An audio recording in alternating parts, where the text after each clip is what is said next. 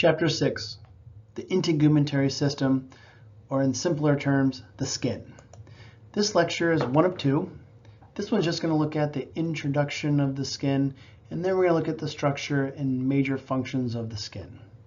And the way we're going to look at it, we're going to break down the introduction, talk about all the different types of skin we have, the layers, but then we're going to look at the different structures of the skin and what are those individual functions of those different structures. So the integumentary system consists of the skin and its accessory organs: hair, nails, cutaneous glands. You're going to talk about meiocrine, apocrine, and all these different types of glands. Inspection of the skin, hair, nails is a significant part of a physical exam, because if you see something wrong with skin, you see something wrong with the hair or the nails, you can start telling that something in the diet, something disease, something else can be happening within the body. And the skin is also the most vulnerable organ we have. It's exposed to radiation every single day. Trauma, infection, injurious chemicals. If you get splashed with certain chemicals, that's your first line of defense, is your skin. It also receives more medical treatment than other organ in the body. We end these chapters by looking at burns of the skin. First, second, third degree burns. So understanding the structure of the skin will help you understand first versus second versus third degree burns. And dermatology is going to be the scientific study and medical treatment of the integumentary system. So what are the functions of the skin? And how do they relate to the structures? We're going to look at the histological structures of the epidermis,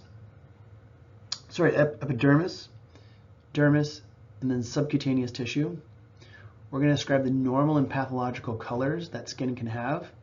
And this might sound weird, but what if skin looks blue? What if it looks orange? What if it looks yellow? You need to know what's causing this, so if you see this, you can diagnose what's going on. And also, what are some common markings of the skin? So let's look at everything. So I'm going to go over everything in this one diagram. And then we're going to quickly go over the slides so I can explain more. There are two layers of the skin. You have the epidermis, which is going to consist of layers of stratum basale, stratum spinosum, stratum lucidum, granulosum, corneum. When you're going through all these different layers, yes, we're going to talk about thick versus thin skin, but if you hear the epidermis, all you automatically need to think about is layers. Then you have the dermis. The dermis is where all the action is going to occur. The dermis is where you're going to have all these different organelles. You're going to have a meiocrine sweat gland that releases saline water onto the surface of the skin to provide cooling. You have hair follicles sticking up that have a bulb, a root, and then the shaft that sticks out. The sebaceous gland that surrounds it is going to secrete an oily secretion so the hairs don't crack. And that oily secretion is going to be called sebum. You're also going to have pressure receptors deep in the layer of the dermis. And these are going to be laminated. You can see how they're all laminated little structures, and they're pressure receptors. So if the tissue becomes pressurized here, they deform and they have pressure coming from this side. And if this layer touches that layer, a channel will open, send a signal to the brain saying, ooh, there's pressure on this part of the skin. You also have muscles in the skin. This one's a piloerector muscle or erectopili muscle. They're attached to hair follicles. They make your hair stand up. They give you goosebumps. Also, you have other glands that are attached to nearby hair follicles. Those are going to be apocrine sweat glands. They're going to be found in certain parts of the body that are going to provide more of the stinky sense that we're going to talk about later. And then you have these little ridges that stick up into the epidermis. Those little ridges are called the dermal papilla. And usually in the dermal papilla in certain parts of the body, you have touch receptors or tactile corpuscles. And these, because they're so close to the outside surface, they're very, very fine and can tell different sensations and feelings in a small area. And that's it. Those are all the majority of the structures. Now let's go into a little more detail. Two layers: epidermis, dermis. You probably didn't hear me say hypodermis, because the hypodermis is not a layer of the skin. You have subcutaneous tissue, and that subcutaneous, below the skin, you're going to find the hypodermis. The hypodermis, connective tissue layer below the dermis, not part of the integumentary system. You also have something called thick skin, thin skin. Touch your hand, the front of the hand and the back of the hand. You can clearly see the front of your hand on the palm is going to be thick, the back of it's going to be thin. It's different between what is on what. Functions of the skin. Resistance to trauma and infection. Probably knew that. Keratin, that water-resistant protein. It also has an acidic mantle, that outside layer. That acidity will stop things from going in.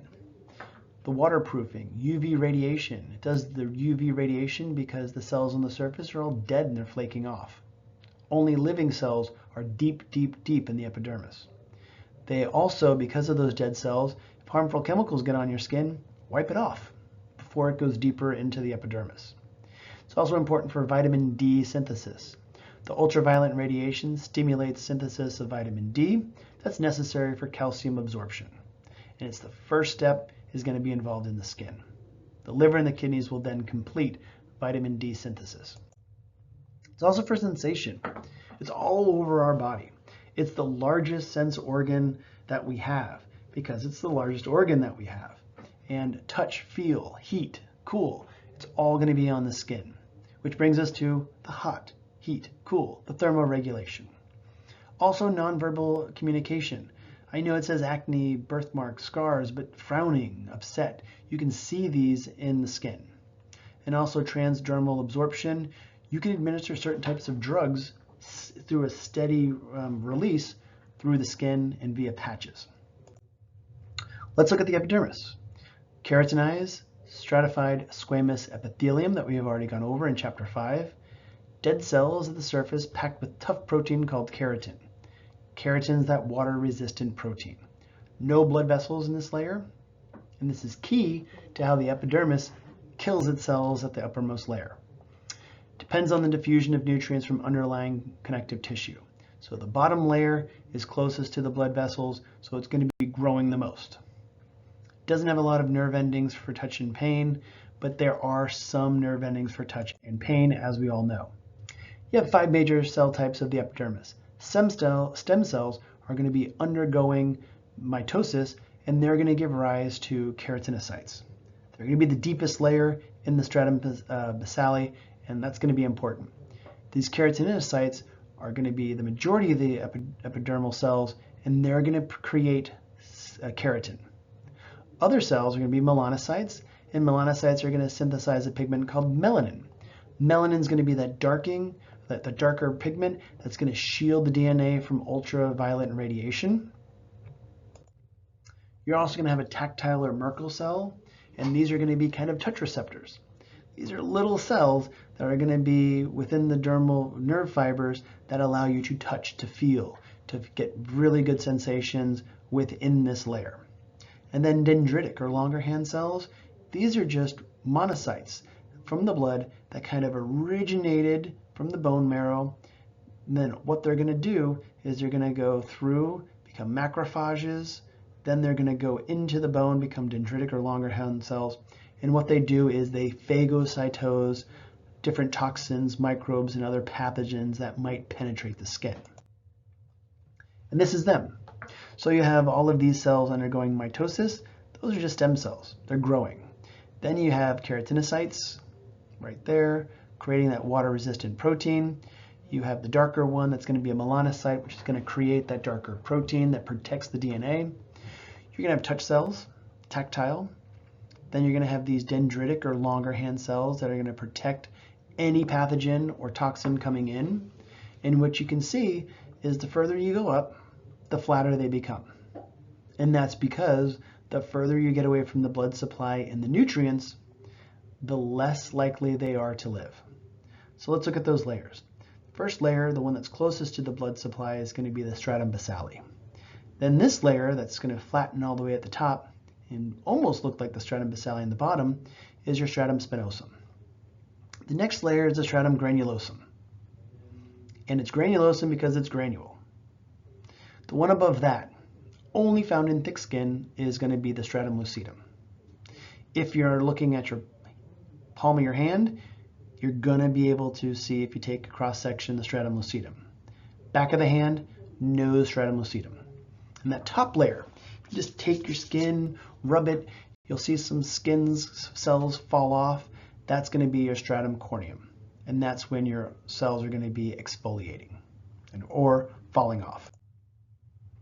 I mentioned this, stratum basale, keratinocytes on the basement membranes, you have stem cells, you have melanocytes, tactile cells are going to be in this layer. These stem cells are going to divide up past the stratum basale and migrate towards the skin surface. Mitosis is occurring here due to its close proximity to nutrients of the blood supply.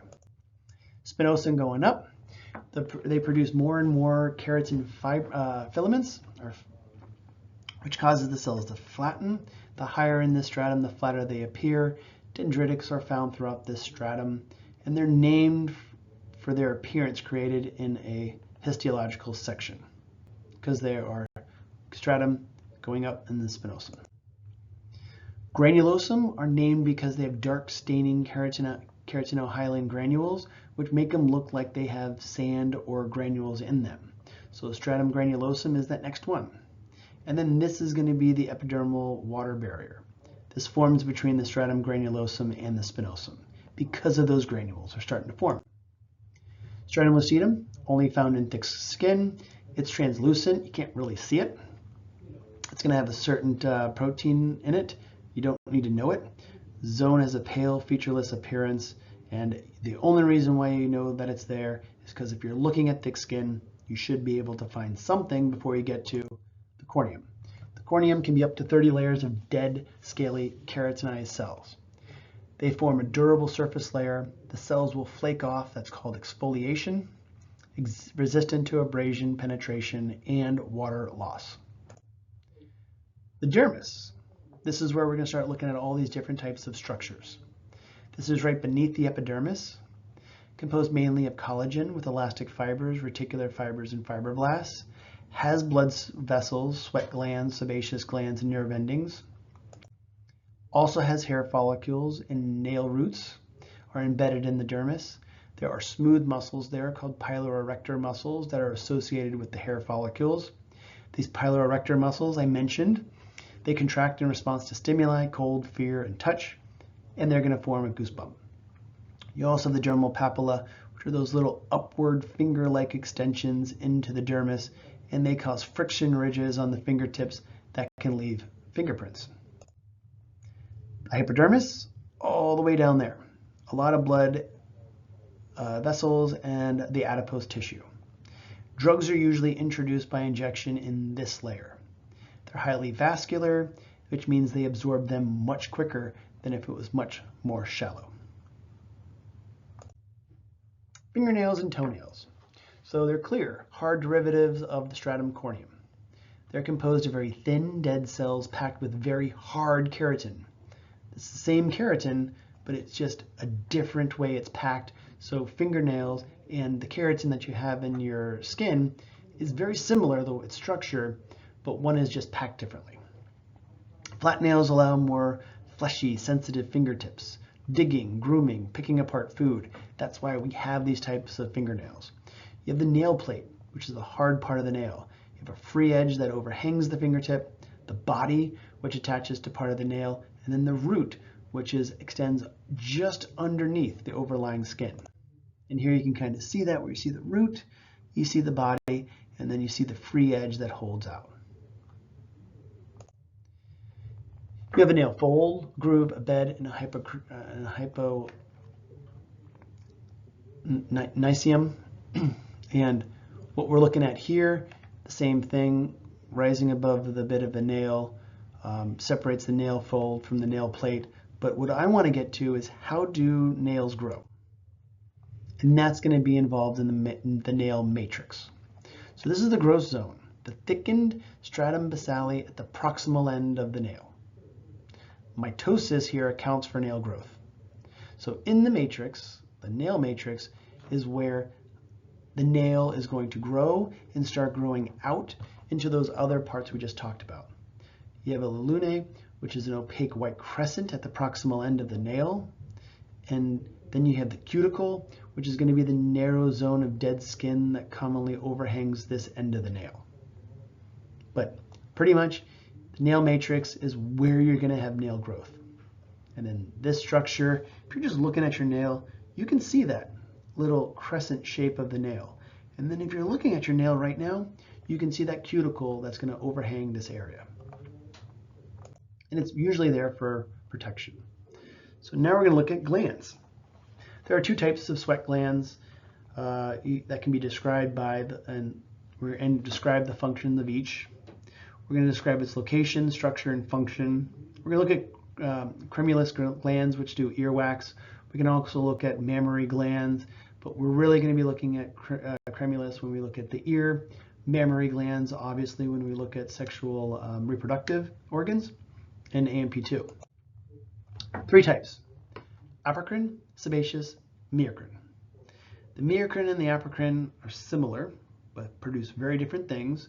Sebaceous glands we talked about, and then cremulous, and then the mammary.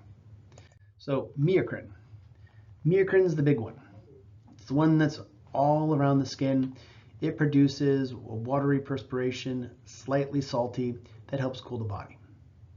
Because these go directly to the skin surface, that's how you can tell meiocrine apart from the apocrine.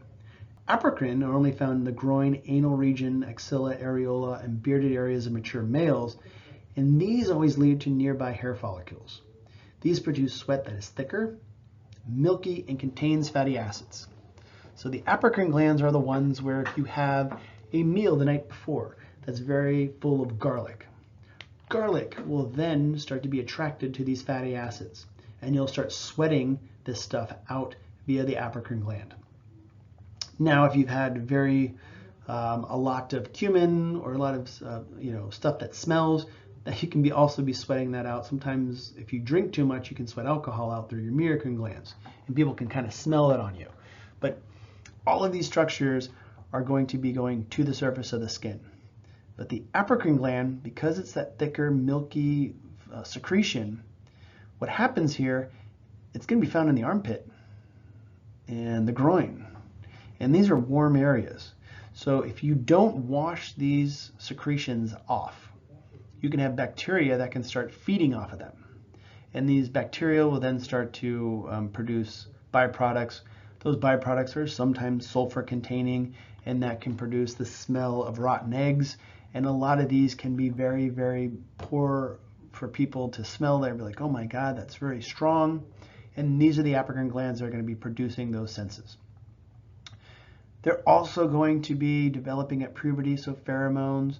These are going to influence people's physiological behavior, and these are also going to be secreted by apocrine glands. Sweat glands, protein-free, blood plasma, they're going to seep through. Some drugs are also excreted in sweat, which I kind of mentioned. On average, it's mostly water. It's going to have a very low pH, and this is going to help with the acid mantle that we talked about earlier. Sebaceous gland is going to secrete sebum, and remember, sebaceous glands are going to go to hair follicles and wrap around them. What these do is they grow, and this oily secretion goes onto the hair of the hair follicle and then the shaft when it goes out. And what they do in certain animals, they're going to shear sheep, and sheep are going to have sebaceous glands. They're going to take the sheep, they're going to put it in boiling water, and what happens, all this fatty stuff will come to the surface of the water. They're going to scoop it up, and then they're going to call that lanolin. And lanolin is just going to be sheep sebum. But the main thing, if it's a sheep or a human, it's going to keep skin and the hair from becoming dry, brittle, and cracked. Cremulous is only going to be found in the ear. We're not really going to look at that until we get to sense organs. And then finally, the last slide, mammary glands. It's in the breast. It's going to be producing milk production glands that develop only during pregnancy and lactation. and we'll talk about that when we do the reproduction.